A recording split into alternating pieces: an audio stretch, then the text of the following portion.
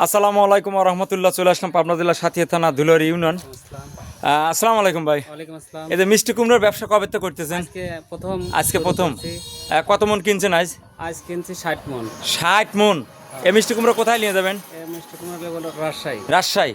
হ্যাঁ। দর্শক আপনারা জানেন যাকে স্ক্রিনে তুললাম এই সুজন, এই কিন্তু একজন মৎস্য খামারও আছে, তার পেশা কিন্তু একজন মাছের ব্যবসায়িক।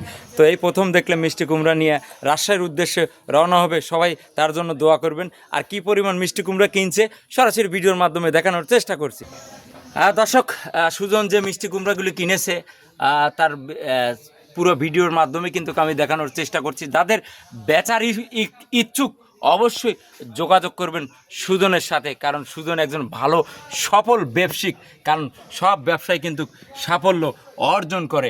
তো আজকে মিষ্টি কুমড়োর সরাসরি ভিডিওর মাধ্যমে কিন্তু দেখানোর চেষ্টা, দেখেন কি পরিমাণ মিষ্টি কুমড়া কেনা হয়েছে।